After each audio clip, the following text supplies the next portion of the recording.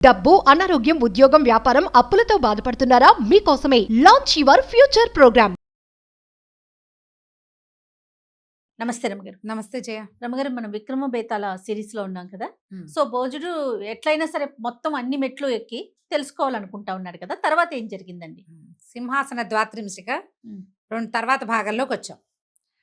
రెండో రోజు భోజుడు మళ్ళీ బయలుదేరాడు సింహాసనం ఎక్కటానికి. కొంత పరివారాన్ని తీసుకున్నాడు. ఆయన మంత్రి సామంతులు కూడా కథలు ఆసక్తికరంగా ఉన్నాయిగా బయలుదేరారు. మొదటి మెట్టు మీద కాలేసినప్పుడు మొదటి మెట్టు ఏం మాట్లాడలా, వినోదరంజితం చెప్పేసిందిగా.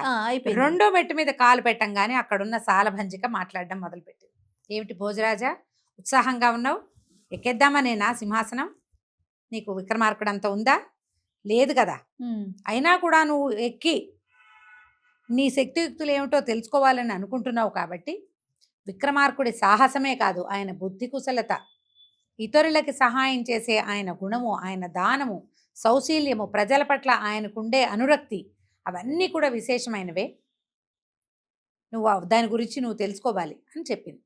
ఈ ప్రతిమ పేరు మదనాభిషేకం. మదనాభిషేక ప్రతిమ. అయితే ఈ మదనాభిషేకం ఏం చెప్పిందంటే, విక్రమార్కుడు ఉన్న ఈ ఉజ్జయినికి కొంత దూరంలో బృహదారణ్యకం అని ఒక అద్భుతమైన అరణ్యం ఉండేది. ఈ అరణ్యం నుంచి ఒక ముని, ఒక ఆయన రోజు విక్రమార్కుడికి ఒక పండు తీసుకొచ్చి ఇచ్చేవాడు. ఒకసారి తెచ్చేవాడు. ఆయన ఒక పండు తీసుకొస్తే ఈయన అది నిమ్మపళ్ళు. ఈ పండుని ఒక బుట్టలో పెట్టి పక్కన పెట్టేవాడు. రోజు పండు వచ్చేది, రోజు పండు పక్కన పెట్టేవాడు. ఒకనాడు ఏమైంది, ఒక కోతి ఆస్థానం లోపలికి ప్రవేశించింది.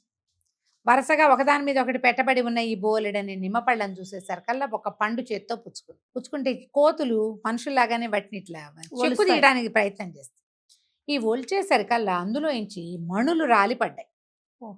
విక్రమార్కుడు ఆశ్చర్యపోయాడు. మణులు రాలిపడ్డం ఏమిటి? నిమ్మకాయలో మణులు ఏమిటి చూద్దామని అన్ని నిమ్మకాయలు ఒలిచారు. అన్నిటి నిండా మణిమాణిక్యాలు, వెలలేనివి, చాలా ఖరీదైనవి.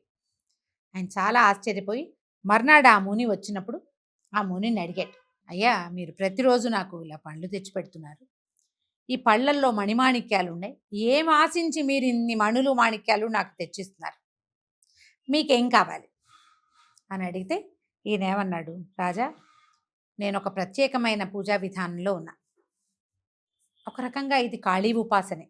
ఈ దేవాలయంలో ఉపాసన కాకుండా నాకు శ్మశాన ఉపాసన ఉన్నది. ఈ బృహదారణ్యానికి ఆనుకొని నగరానికి చివరిలో పెద్ద మహాశ్మశానం ఒకటి ఉంది. ఓకే. అక్కడ నేను యోగంలో ఉంటా. అయితే ఈ బృహదారణ్యంలో ఈ శ్మశానపు రెండో భాగంలో, అంటే ఇప్పుడు అది ఎట్లా ఉంది, అరణ్యానికి ఆనుకొని శ్మశానం ఉంటే రెండో భాగంలో చివరి భాగంలో ఊరికి దగ్గరగా ఉన్న చోట నేను యోగంలో ఉంటా. అరణ్యానికి దగ్గరగా ఉన్న శ్మశానపు చివరి భాగంలో ఒక పెద్ద మోదుక చెట్టు. ఆ చెట్టుని పట్టుకుని ఒక భేతాళము వేళ్లాడుతూ ఉంటుంది. భేతాళం అంటే ఒక మానవ శరీరం, కంకాళం అంటే ప్రేతం అంటాం. కంకాళం బాడీ, డెడ్ బాడీ అన్నమాట. ఎంతో కాలంగా వేళ్లాడుతుంది. నువ్వు ఈ శ్మశానంలో అమావాస్య నాటి అర్ధరాత్రి వచ్చి ఈ కంకాళాన్ని తీసుకొచ్చి నాకు శ్మశానపు రెండో భాగంలో, నేను యోగంలో ఉన్నాను కదా, అక్కడ పెద్ద క్రియ చేసుకుంటున్నా, అక్కడికి తెచ్చివ్వాలి. అది తెచ్చిపెట్టు చాలు, నాకు ఇంకేం చేయక్కర్లాను. ఈ సహాయం కావాలి. ఈ పనికి పరమ సాహసికుడైన వాడు కావాలి, సామ్రాట్టు కావాలి. నువ్వు సామ్రాట్టువి, సాహసికుడివి, పైగా బ్రాహ్మణ జన విధేయుడు, మునిజన విధేయుడివి నువ్వు. అందుకని నిన్ను ఈ కోరిక కోరటానికే నీకు బహుమతిగా ఈ మణులు మాణిక్యాలు ఇచ్చానన్నాడు. ఈయనకు ఆశ్చర్యం వేస్తుంది. శ్మశానంలో పూజ ఏమిటి, ఇదేమిటి, కంకాళం ముట్టుకోవటం ఏమిటి, మామూలుగా ప్రేతం ముట్టుకోవటం అంటే అది విపరీత క్రియ, అది పనికిరాదు. ఇటువంటి పూజా విధానం సరైనదేనా? ఇలాంటి ప్రశ్నలు రాలా ఆయనకి. ఒక ముని, తపస్వి, తాపసి, ఆయన ఏది అడిగితే అది చేయాలి. ఒప్పుకున్నా, నీకేం కావాలి అని అడిగా. ఆయన ఇది కావాలి అన్నాడు, చేయవలసిందే. భట్టికి చెప్పాడు. ఈయన ఒక తాపసి, ఇగో ఇది వ్యవహారం. భట్ అన్నాడు, ఇందులో ఏదో ఉన్నది మర్మం, జాగరూకుడుగా ఉండు. ఈయన ఒంటరిగా వెళ్ళాలి, కేవలం కత్తి మాత్రం తెచ్చుకోవాలి, ఇంకేం లేవు, సైనికులు లేరు, భట్టి లేడు. ఈయన అర్ధరాత్రి పూట శ్మశానంలోకి ప్రవేశించాడు, నడవటం మొదలుపెట్టాడు. వెళ్తే ఆ చిట్ట చివర మోదుగు చెట్టుకి వేళ్లాడుతూ కంకాళం కనపడింది. దారంతా చితులు ఎన్నో, కొన్ని ఉమ్. ఇంకా మండుతున్నవి, కొన్ని మధ్య మధ్యలో అయిపోయిన తర్వాత మధ్యలో శరీరాలు ఇట్లా లేచి నిలబడతాయి. ఈ మిగిలిన పాతి పెట్టబడిన శరీరాల్ని ఆశించి కొన్ని గోమాయువులు, రకరకాల జంతుజాలాలు తిరుగుతాయి. పిశాచ గణాలు తిరుగుతాయి శ్మశానంలో రాత్రిపూట. ఢాకినీ గణాలు తిరుగుతాయి. భైరవ గణాలు కూడా తిరుగుతూ ఉంటాయి. వాటి మధ్యలో నుంచి నడుచుకుంటూ పోయాడు. వెళ్తే మోదుగు చెట్టు కనపడింది. చెట్టు ఎక్కాడు. ఆ కంకాళాన్ని ఎత్తి భుజం మీద వేసుకున్నాడు. పక్క పక్క పక్క పక్క పక్క నవ్వటం మొదలుపెట్టింది. కంకాళం అంటే మృతదేహం కదా, అంటే అందులో ఏదో ఉన్నది శక్తి. ఉమ్. ఈయన నిశ్శబ్దంగా ఉన్నాడు. శ్మశానానికి వెళ్ళేటప్పుడే యోగి ఏం చెప్పాడు, ఈయనకి మాట్లాడకూడదు, నువ్వు నిశ్శబ్దంగా ఉండాలి. సరే కామ్గా ఉన్నాడు. వేసుకోగానే అప్పుడు ఈ భయతాళం మాట్లాడడం మొదలుపెట్టింది. ఓ రాజా, పరమసాహసికుడివి నువ్వు. ఇక్కడి నుంచి అక్కడ దాకా నన్ను మోసుకుంటూ నడవాలి కదా నువ్వు, ఎంత కష్టం. అయితే నీకు మార్గాయాసం తెలియకుండా ఒక కథ చెప్తా. ఈ కథలో చివరిగా ఒక ప్రశ్న వేయబడుతుంది. సమాధానం తెలిసి చెప్పకపోతే నీ తల 1000 వక్కలవుతుంది అని చెప్పాడు. ఇప్పుడు ఈయన మాట్లాడకూడదు. లెక్క ప్రకారం మాట్లాడితే పని పాడైపోతుంది. అవును. మాట్లాడకపోతే చెయ్యి తలకాయ పగిలిపోతుంది అంటాడు ఈ భయతాళుడు. సరే ఈయన ఏమనలా. నీకు మార్గాయాసం తెలియకుండా కథ చెప్తానని మొదలుపెట్టాడు. 24 కథలు చెప్పాడు. అబ్బా, ఓకే. ప్రతి కథ చెప్పటం, అందులో ఉన్న ధర్మ సూక్ష్మం ఏమిటి అని ప్రశ్నించటం. ప్రశ్నించంగానే ఈయనకు తెలుసు ఆన్సర్. ఈయన చెప్పేయటం. సమాధానం చెప్పంగానే నువ్వు మౌనభంగం చేసావుగా అని భేతాళ్ళు ఏగిరి మళ్ళీ చెట్టు అంటుకోవటం. ఈయన మళ్ళీ వెనక్కి నడవటం, మళ్ళా చెట్టు ఎక్కటం, మళ్ళా భుజాన్ని వేసుకోవటం, మళ్ళీ నడవటం. మళ్ళా భేతాళుడు నీకు మార్గాయాసంగా ఉంది, నేను కథ చెప్తాను, నువ్వు నన్ను మొయ్యలేవు, కథలు వింటుంటే కబుర్లు చెప్పుకుంటుంటే నడక బాగుంటుంది అని ఇంకో కథ చెప్తాడు. ఈ కథకి కూడా విక్రమార్కుడి దగ్గర సమాధానం ఉంది. ఇలాగా 23 కథలకి సమాధానాలు చెప్పేశాడు విక్రమార్కుడు. 24వ కథ మనం చెప్పుకుందాం. ఈ 23 కథలు, ఈ కథల్లో కొన్ని కథలు మనం ఇంతకుముందు చెప్పుకున్నాం, కొన్ని కథలు చెప్పలేదు. వీలు వెంబడి ఎప్పుడైనా చెప్పుకుందాం. ఈ మదనాభిషేక ప్రతిమ ఈ కథలన్నీ చెప్పింది భోజుడికి. జనమంతా వింటున్నారు.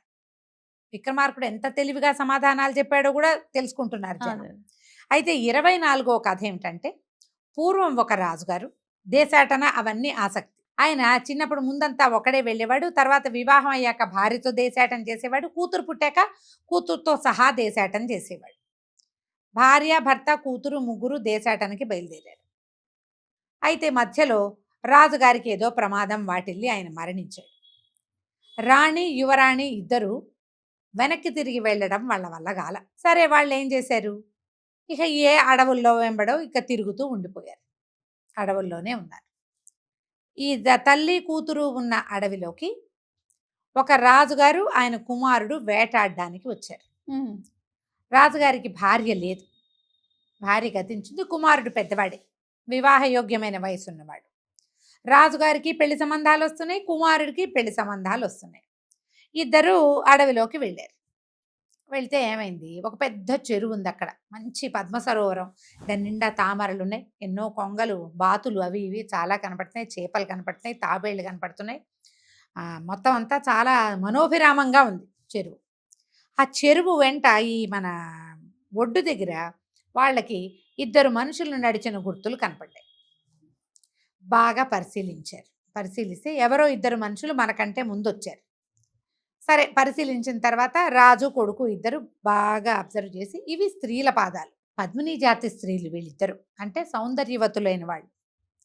అయితే బాగా చూసి పద్మిని జాతి స్త్రీలు ఎలా ఉంటారు, ఎక్కడుంటారు, అలాంటి వాళ్ళని వివాహం చేసుకుంటే జీవితం ఎంత బాగుంటుంది, వాళ్ళకి పుట్టే సంతానం ఎంత పరమాద్భుతమైంది వస్తుంది, ఇవన్నీ మాట్లాడుకున్నారు. ఉత్తమ సాముద్రిక లక్షణాలు ఉన్న కన్యల్ని గనక వివాహం చేసుకుంటే సంతానం బాగుంటుంది. అప్పుడు రాజు అన్నాడు, ఎవరినో ఎందుకు చేసుకోవాలి, ఈ అడవిలో 2 స్త్రీలు ఉన్నారు, ఒంటరిగా ఉన్నారు, వీళ్ళనే వివాహం చేసుకున్నా. పెద్ద పాదాల జంట ఒకటి, చిన్న పాదాల జంట ఒకటి కనపడుతోంది. పెద్ద పాదాల జంటని ఉన్న అమ్మాయినేమో, పెద్ద పాదాలు ఉన్న అమ్మాయిని తండ్రి, చిన్న పాదాలు ఉన్న అమ్మాయిని కొడుకు పెళ్లి చేసుకుందాం అనుకున్నారు. బాగుంది. ఆలోచించుకున్నారు. ఆ కాలంలో పెళ్లిళ్ళు రాజులు ఇట్టాగే చేసుకునేవాళ్ళు. బోళ్ళు కథలు చెప్పుకున్నాం కాదు మనం. సరే ఇద్దరు కలిసి ఈ అమ్మాయిలని వెతకడానికి వెళ్ళారు. వెళ్ళేసరికల్లా వీళ్ళకి ప్రౌఢ వయస్క అయిన ఒక ఆవిడ, ఒక ప్రౌఢ, ఒక యువతి, అంటే ఒక కనిపించారు. 16 ఏళ్ల బాలాకుమారి ఒక అమ్మాయి, ఒక 34, 36 సంవత్సరాలు ఉన్న ఒక పెద్ద ఆవిడ మాట్లాడారు. పాదాలు చూశారు. పెద్ద పాదాలున్న అమ్మాయిని నేను వివాహం చేసుకుంటాను, చిన్న పాదాలున్న అమ్మాయిని కొడుకు వివాహం చేసుకుంటాడని ప్రకటించారు. వీళ్ళు ముందే ప్రతిజ్ఞ చేసుకున్నారు కదా, ప్రతిజ్ఞ ప్రకారం వివాహం చేసుకున్నారు. తీరా ఇక్కడికి వచ్చాక ఏమైంది? చిన్న పాదాలున్న ఆవిడ తల్లి, పెద్ద పాదాలున్న ఆవిడ కూతురు. ఓహో. ఇప్పుడు తల్లి కూతుళ్లలో కూతుర్ని తండ్రి, తల్లిని తల్లిని కుమారుడు వివాహం చేసుకున్నారు. ఓహో. ఇది చెప్పాడు భేతాళుడు కథ. వివాహం చేసుకున్నాక వాళ్ళు ఏం చేశారు? గాంధర్వ విధిని వివాహం చేసుకున్నారు, తమ రాజ్యానికి తీసుకుపోయారు. చాలా కాలం రాజ్యం చేశారు. వాళ్ళకి పిల్లలు పుట్టారు, వీళ్ళకి పిల్లలు పుట్టారు. ఇప్పుడు ఈ పిల్లలు ఒకళ్ళకొకళ్ళు ఏమవుతారు, వీళ్ళ వావి వరసలు ఏమిటి అని ప్రశ్నించాడు భేతాళుడు. అసలు వావి వరస ఏది ఈ పెళ్లిలో? ఎట్లా? అసలు ఎక్కడి నుంచి? కుమార్తెకి పుట్టిన వాళ్ళేమో మనవలవ్వాలి తల్లికి, కానీ ఇక్కడ కుమారుడికి పిల్లలు ఇంకో రకం. తండ్రికి పుట్టిన వాళ్ళు తమ్ముళ్ళు అవ్వాలి అబ్బాయికి. ఆలోచిస్తే ఎంత గజిబిజిగా ఉంది. అవును, అవును. దీనికి సమాధానం ఏం చెప్తాం? రాజుగారు మాట్లాడల, కిమినాస్తి. విక్రమార్కుడు సమాధానం చెప్పల. మ్హూ. సమాధానమే లేదు, నిశ్శబ్దంగా ఉండిపోయాడు. భేతాళుడిని భుజం మీద వేసుకుని నడుస్తున్నాడు. ఎప్పుడైతే రాజు నిశ్శబ్దంగా ఉన్నాడో, ఈయన భుజం మీద ఉన్న భేతాళుడు పెద్ద శబ్దంతో ఇట్లా లేచి నిలబడ్డట్టుగా అయ్యాడు. ఆ శవంలోంచి, ఆ డెడ్ బాడీలోంచి మహాద్భుత స్వరూపుడుగా కనపడుతున్నటువంటి ఒక బ్రాహ్మణ యువకుడు బయటకు వచ్చాడు. రాజు ఆశ్చర్యపోయాడు. ఎవరు నువ్వు, ఏమిటి ఈ వింత అని అడిగేసరికల్లా, ఈ భేతాళ స్వరూపంలో ఉన్నది నేనే ప్రభు. నేను ఒక పొరపాటు చేసి నాకు ఈ స్వరూపం వచ్చింది. మ్హూ. నాకు పరమాద్భుతమైన శక్తియుక్తులు ఉన్నప్పటికీ నేను ఇలాగే ఉండవలసి వచ్చింది అని తన పూర్వగాథ చెప్పాడు. పూర్వం హిమాలయ పర్వత ప్రాంతంలో ఒక పరమాద్భుతమైన శివాలయం ఉండేది. గౌరీశంకరులు ఇద్దరూ ప్రతిష్ఠ చేయబడ్డారు అక్కడ. నేను నిత్యము వారిని అర్చించేటువంటి పురోహితుడిని, ఏమన్నాలి దాన్ని, పూజారిని. రోజు పూజా విధానం చేశాక, నివేదనలన్నీ అయిపోయాక, హారతిచ్చి బలి విడిచి నేను దేవాలయం తలుపు వేసుకుని బయటికి వెళ్ళిపోయేవాడిని. ఒకనాడు వెనక్కి వెళ్ళిన వాడిని వెనక్కి వచ్చా, మళ్ళీ దేవాలయానికి వెనక్కి వచ్చేసరికల్లా గౌరీశంకరులు ఇద్దరు స్వరూపంతో కూర్చుని సల్లాపాలు ఆడుకుంటున్నారు. ఉమామహేశ్వర్లని నేకెడైతో చూసేసాడు ఇతను. మాటలు వినపడుతున్నాయి, పరమేశ్వరుడి మాటలు, అమ్మవారి మాటలు. ఆ వెలుతురికి తట్టుకోలేక కళ్ళు మూసుకుని వెనుదిరక్కండా ఆ పక్కనే నిలబడి వాళ్ళ కబుర్లన్నీ విన్నాను నేను. వీళ్ళిద్దరు ఏం మాట్లాడుకుంటున్నారు? ఇద్దరు ముందు కులాసాగా ముచ్చట్లాడుకున్నారు. భార్యాభర్త మాట్లాడుకోగలిగే కులాసా కబుర్లు అయిన తర్వాత, ప్రభు, ఏడేడు లోకాలు చూసొస్తున్నారు కదా రోజు, ఏడేడు లోకాల్లో జరిగిన విషయాలు కొన్ని చెప్పండి అని అమ్మవారు గౌరీదేవి అడిగితే పరమేశ్వరుడు 24 కథలు చెప్పాడు. నీవు విన్న 24 కథలు అవే. ఓహో. ఆ 24 కథలు విన్న తర్వాత, చెప్పిన తర్వాత వాళ్ళిద్దరూ మాయమైపోయారు. నేను ఇంటికి వచ్చేసాను. ఉద్రేకాన్ని అణుచుకోలేక, ఇది దేవరహస్యం అని తెలిసినా కూడా నా భార్యకి చెప్పారు, ఇవి ఎవ్వరికీ చెప్పద్దు, నేను ఇట్లా ఉమామహేశ్వరులు ఇద్దరు మాట్లాడుకోవటం విన్నానని, ఈ వింత గాథలు ప్రపంచంలో ఎక్కడా జరగని విడ్డూరాలని, అంటే మనకి తెలియదు, ఎక్కడెక్కడో జరిగినవి, ఏ లోకాల్లో జరిగినవో ఆ విడ్డూరాలన్నీ నేను నా భార్యకి చెప్తే నా భార్య ఇతరులకి తెలియజేసింది. ఎప్పుడైతే ఆమె నోటి నుంచి ఈ మాటలు బయటికి వెళ్ళినాయో పరమేశ్వరుడు ప్రత్యక్షమయ్యాడు.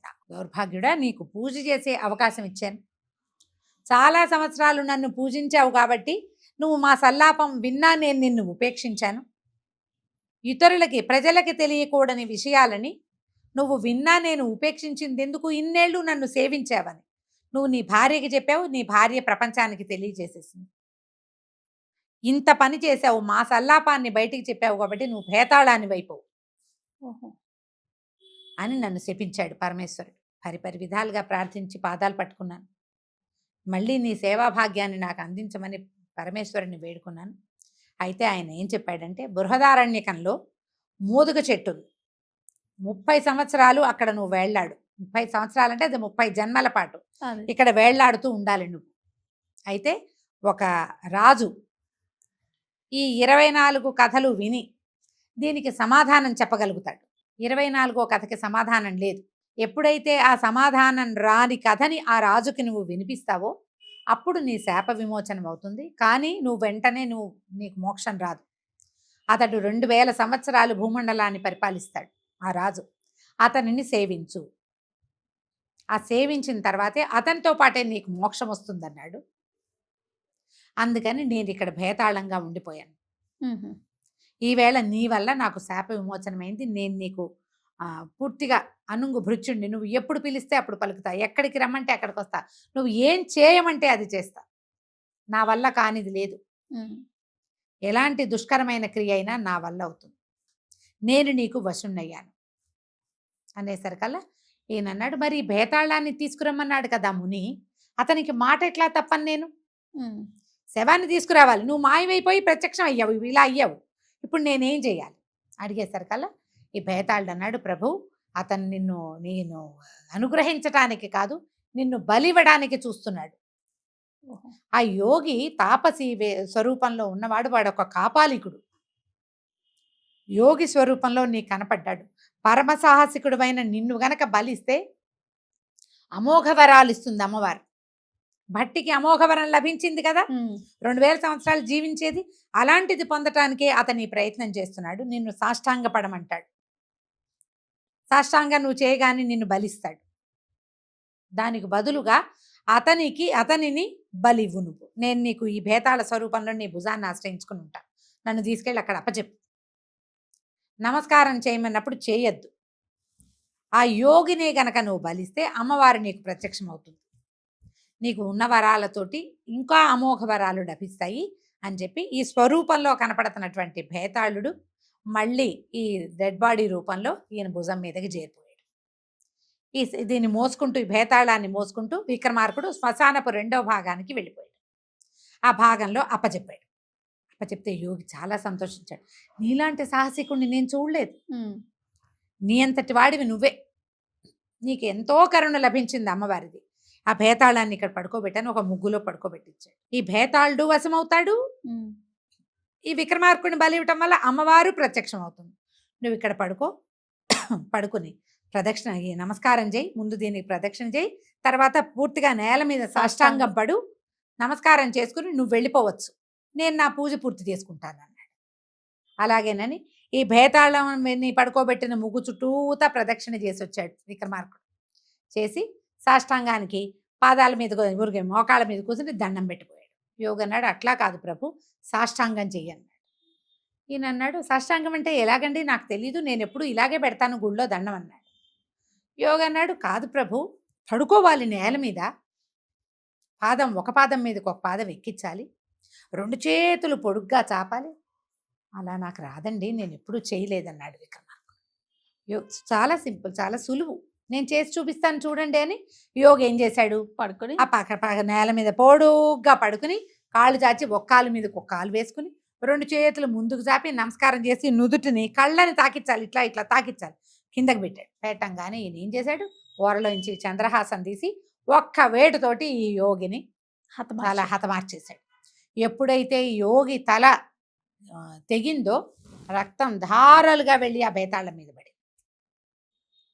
పడంగానే పెద్దగా ఉరుములు మెరుపులు మెరిసినాయి, దేవదుందుములు మోగినాయి. అమ్మవారి ప్రత్యక్షమైంది. భద్రకాళీశ్వరు,